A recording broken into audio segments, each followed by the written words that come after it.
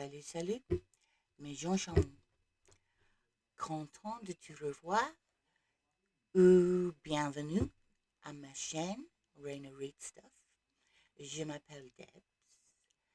Je suis ici dans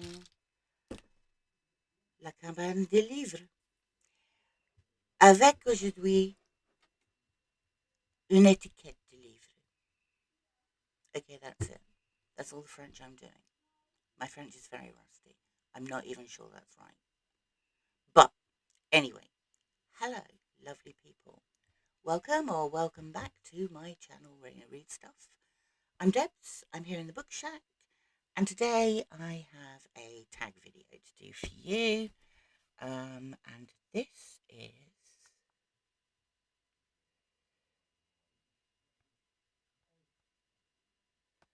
an original tag created by Gavin at Genre Books, who tagged me in this. He created it to link with the Summer of Sport, which is ongoing until the end of August, and I am a co-host. I'll put all the hosts below.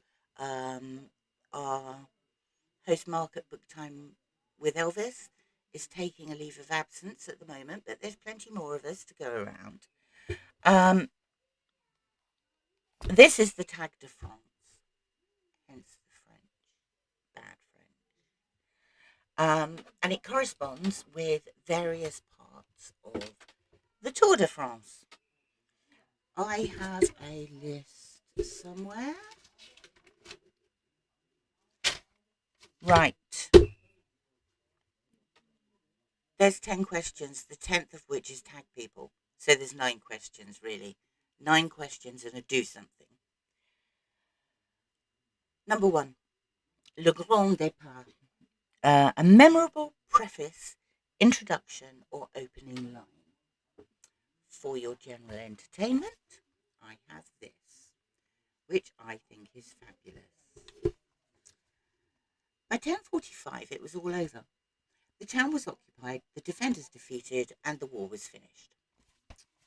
That is the opening line, opening 1.5 lines, opening 2 sentences of John Steinbeck's The Moon is Down. This is the most fabulous book. Not only because of the fact that I like John Steinbeck very much, but also for why it was written and what effect it had. This was one of America's attempts to boost the fight against the Nazis, the resistance in countries like Norway. And Steinbeck was asked to write a propaganda novel. When he wrote it, people said, "What's that? That's not going to work." But it did work. It's quite clearly a story about the occupation of Norway by the Nazis during the Second World War, although that's not said. And the occupiers of this little town start off trying to ingratiate themselves with the people and the mayor and things like that. And then it turns more and more sinister.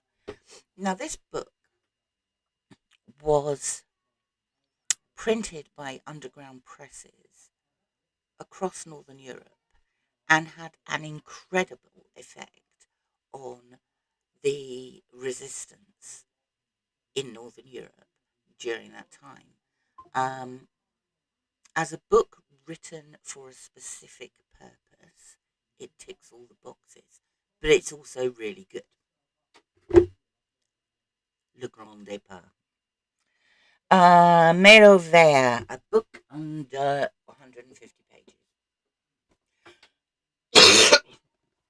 I was going to go with this, To Mice and Men, which I think is possibly one of the most perfect novellas ever written. But Steinbeck was on the first question, so I am in fact going to go with this. A Month in the Country by J.L. Carr, which I read earlier this year, I think, and thought it was brilliant. I saw it recommended by other booktubers, and it's a tiny little thing that is just so beautifully written. Um, it is about. I'm sorry about the cough. In fact, I'm going to put a lozenge in my mouth to try not to do this all through the video. It's set in the 1920s.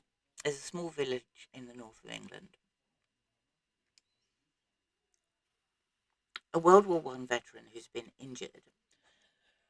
That worked, didn't it? Physically and mentally.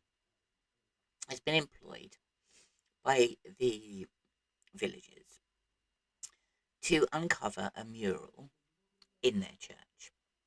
They believe a mural is hidden there, but it's been covered up with whitewash and they need him to uncover it. At the same time, an archaeologist has been employed by the villagers to search for a grave that they believe could be outside the graveyard. For what reason, they don't know. It turns out there's a doyen of the village who has died and has left a lot of money to the community with several conditions attached. Two of the conditions have resulted in the employment of these two men. More than anything else, this is a book about how a small provincial village served as some sort of healing for our hero. The people in the village accept him. He takes part in country life. It's very pastoral. And it's beautiful. So, number 2. Oh, I've lost the questions. No, I really have lost the questions. Oh no, here they are. King of the Mountains. A book that you persevered with and are glad that you did. That's this chunky monkey. War and Peace. Leo Tolstoy struggled with this at first, mainly because of the names. Every Russian, it would appear, in this book is a duke or a prince or has some soldierly title. Every female is a princess or a duchess. They all have about 4 Christian names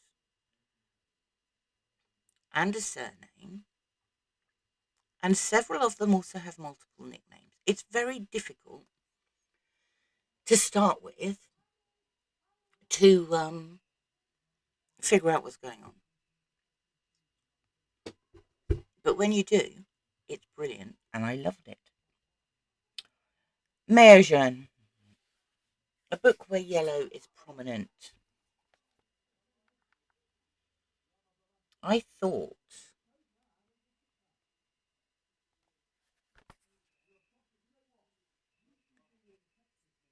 the yellow wallpaper by Charlotte Perkins Gilman ticked the box for this. The cover's yellow. It's called Yellow. It's about wallpaper. It's not what it is about wallpaper. For anyone who hasn't read this, it's quite disturbing. It's about a woman who it's her descent into mental illness, and it takes the shape of her being incapacitated in her bed and seeing things in the wallpaper. It's very good, very good.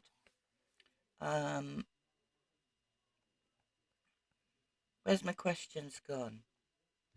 Right, Lantern Rouge, a book you were late to. I'm late to most books, to be fair. I don't often, sometimes I do, but very, very rarely do I read new books. I'm a bit of a cheapskate, so I'll wait until they've been out a while and see if I can find them discounted somewhere, if I really want them. But actually, I like classics. I like old crime stories. I like old science fiction. I like adventure stories. What can I say? I'm just old. But if I'm going to be late to something, I might as well be properly late. Les Miserables. I read this year as well. Fabulous group read for both of these, by the way. But this I found more accessible than Tolstoy purely because of the names. I knew who people were in this. It took me a while to know who people were in that. Absolutely loved this. Classic story, but I'd never read the book, seen the film or a stage show or anything, so I was coming to that completely blind. Loved the characterization. Um, I even loved Victor Hugo's tangents. He went down little rabbit holes and explained lots of stuff about who was in society at the time, for example, which wasn't necessarily all relevant. But I even love those. Um, or category. What's the hardest book you've read or failed to read? Regulars to this channel will know I am this close to finishing Ulysses. Honestly, it's the most difficult thing I've ever read. I might just have been reading it in it. I might well have been reading it in a different language for all the sense it made to me at the start. I'm getting there. I still couldn't say that I have complete comprehension. So, Ulysses by James Joyce, without doubt, is the most difficult book that I've ever attempted to read. I haven't completely read it. I'm midway through the last book one episode. Endurance, your favorite series. That's quite difficult because there's a lot of series I read. I absolutely love the Rivers of London series by Ben Aranovich. They're sort of occult mystery books.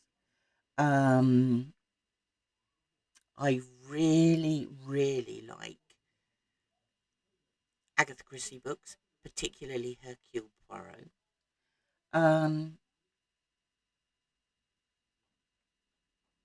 I also like um, Ellie Griffiths. That's my. They tend to be my comfort reads. She writes a series with they're like a police procedural, but the main character is a um, archaeologist who teams up with the police on a regular basis for some anthropology, anthropological archaeology. That's right. Right. Champs-Élysées, your favourite Paris novel. See, I could have used Les Miserables for that. I'm not going to. I'm going to use this. George Orwell's Down and Out in Paris and London, which I absolutely love. I've said that before. Um, there's a bit on the back of this book that says, you might not think this is the best written of Orwell's books, but you may well think it's your favourite. And I think that's how I feel about it. Um, it's about him being down and out in Paris and London in the 20s and taking any job he can in Paris to try and make ends meet. But the things he says about underground like restaurant workers and the way they live, it's just fabulous. It's just a really good book. Um, Number 9, Lance Armstrong. Have you ever cheated with a book to get to the end? No. I either read it or I don't read it. Um, I mean, who are you cheating? You're only cheating yourself, aren't you? If you miss vast great swathes out of it. The only time I do miss things out of a book is if I wake up one morning and think, I really want to read X, this specific book. and I will skim through and read my favourite bits, but that's only because I know where they are and those are the bits I want to read. Then the book goes back on the shelf. It's already been read completely at one point. So, all that remains is to tag some people. Now, I'm really bad at this because I'm often very, very late at coming to my tag videos. I am so behind with them, it's unbelievable. But, but, but, but,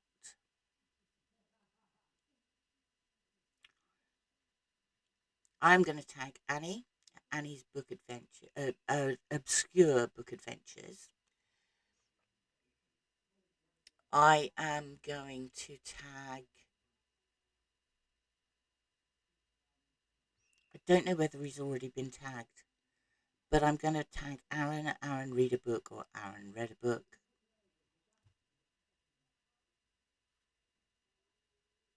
And I think that's it. Any of you who haven't done this tag, who want to do this tag, please feel free, especially if you're taking part in Summer of Sport. Thank you, Gavin, for tagging me in this. Great tag. Really enjoyed it. I'm going to do another tag video now. I'm going to put this one up today. I'm going to put another one up tomorrow. So, anyone who's interested, go watch them. Thank you for popping by. It's always lovely to see you. I hope you have a brilliant reading week. That's it from me. Bye for now.